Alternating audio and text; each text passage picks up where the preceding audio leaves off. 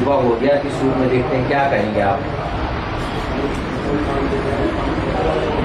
देश के शिक्षा मंत्री धर्मेंद्र प्रधान जी का इस्तीफा ये युवाओं के संघर्ष की जीत है, छात्रों के संघर्ष की जीत है, राहुल गांधी जी के संघर्ष की जीत है, जज्बे की जीत है। ये इस्तीफा बहुत पहले हो जाता है तो निश्चित रूप में इतने छात्रों की जो उन्होंने आत्महत्या की, इतने छात्रों की ज़िंदगियां बच जाती।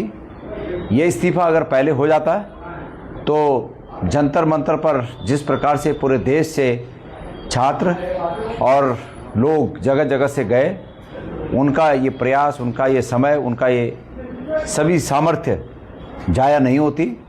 और संवेदनशील सरकार का ये काम होता है कि वो देश की नब्ज को समझे, लोगों की भावनाओं की कद्र करे और तद अनुरूप निर्णय ले।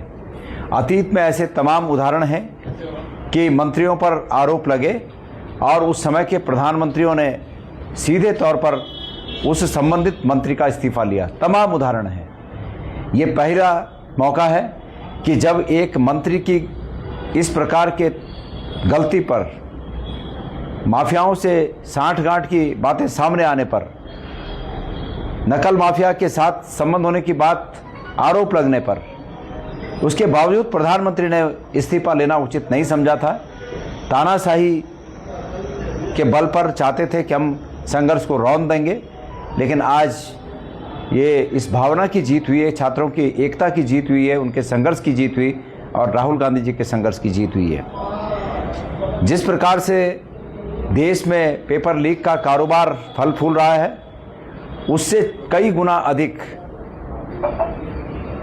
उत्तराखंड में ये नकल का कारोबार फल फूल रहा है। सहकारिता विभाग में नोएडा में जब स्कूटर निकालने की परमिशन नहीं थी, तब 1100 पदों के भरे जाने का, उसकी परीक्षा आयोजित करने का सीधा ये भी एक जांच का विषय है। और आज तकनीकी विश्वविद्यालय का, जबकि देश में ये माहौल है, और 3 तारीख जुलाई को 2 पेपर तकनीकी विश्वविद्यालय के पेपर लीक हुए और ऐसे में उसको दबाने की कोशिश की गई और जब नहीं दब पाया तब एफआईआर दर्ज हुई।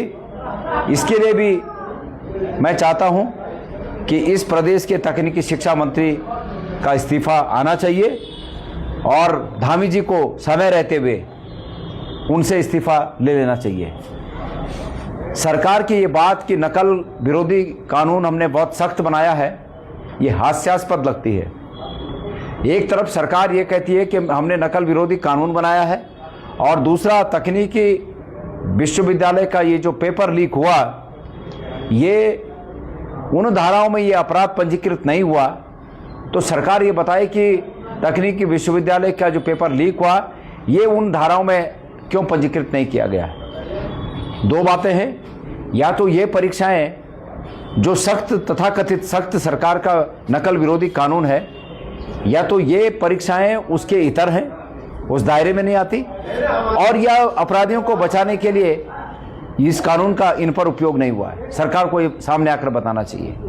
सरकार को इस बात की भी जांच करनी चाहिए कि नकल माफियाओं के तकनीकी शिक्षा मंत्री से क्या कोई संबंध है, उनके कभी वार्तालाप हुई, क्या उनकी कभी मुलाकात हुई, इस एंगल को भी जांचने की आवश्यकता है। बहरहाल ये पारदर्शी जांच तभी होगी जब उनका इस्तीफा आएगा। आज देश के शिक्षा मंत्री ने इस्तीफा दिया है।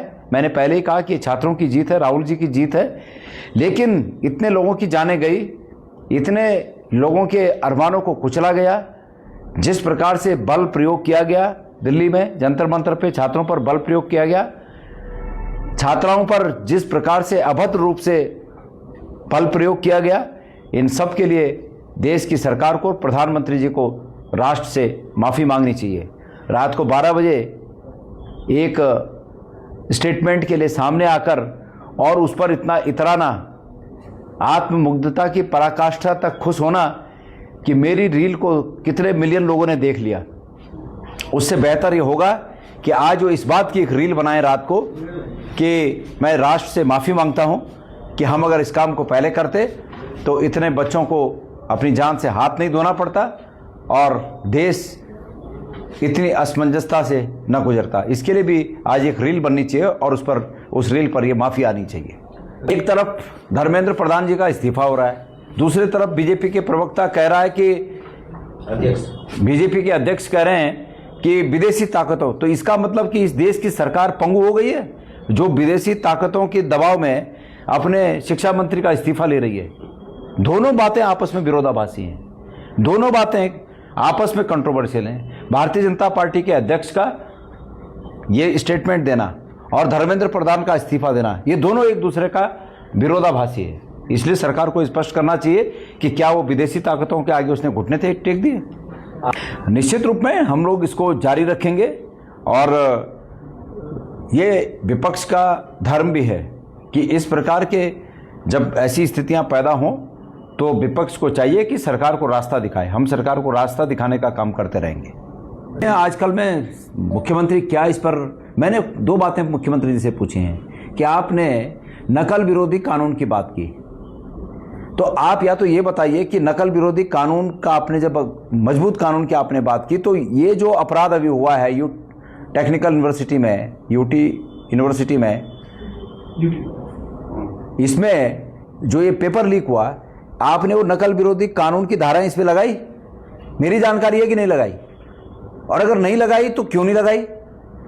2 बातें हो सकती हैं। एक बात, ये परीक्षाएं उस कानून के अंतर्गत आच्छादित नहीं है, अगर नहीं है तो क्यों नहीं है, और दूसरा अगर है तो क्यों नहीं लगाई? तो ये दोनों बातों का उत्तर मुख्यमंत्री जी को देना चाहिए। उत्तर की प्रतीक्षा कर रहे हैं।